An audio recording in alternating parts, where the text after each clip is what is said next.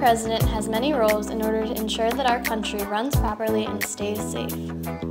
He or she is the Commander-in-Chief of the Army and Navy of the United States, as well as the head of state and the head of government of the United States.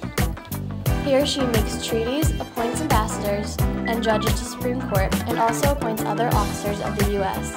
with consent from the Senate. They are in charge of the execution and enforcement of laws created by Congress, and they can also sign legislation into bills or veto bills.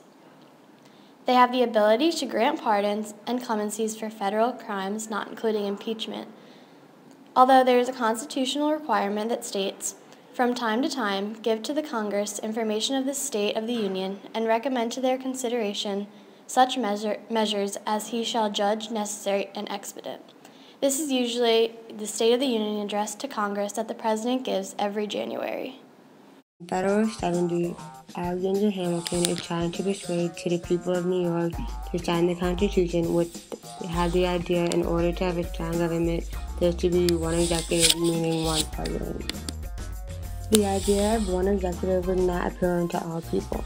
An alternative to having one executive would be something called coalition presidency, meaning that there are two presidents instead of one. When there is more than one president, the power is split between the two presidents equally. The work can also be divided among the two presidents so that one president can look over a policy while the other president looks over a different policy. The only way for something to get signed or passed by the president is if they both agree.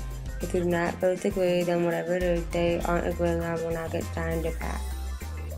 In a one-person presidency, the president is usually a part of a certain political party.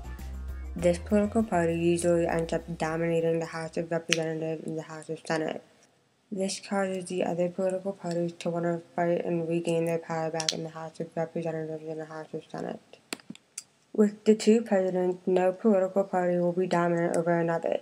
This makes things more appealing for all voters. To get us started on some basics that a president needs to have to be elected as a president of the United States, according to the second article of the Constitution, they must be a born citizen that has attained the age of 35 years, have been a citizen of the U.S. for 14 years, and no person that is serving as a president is eligible to serve as a vice president. They're in office with their vice president for 14 years. The Electoral College works like this.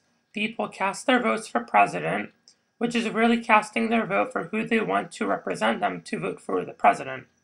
The majority vote for one president in a state gets all the electoral votes, which determines the people that they elect to go and vote for their president for them. The number of electors equals the senators and representatives the states are entitled to in Congress. They are not obligated to vote for who they represent. 84 times in history, representatives have voted against the candidate their people chose to win. Small states get 3 votes to start, and the other electoral votes are roughly given by population.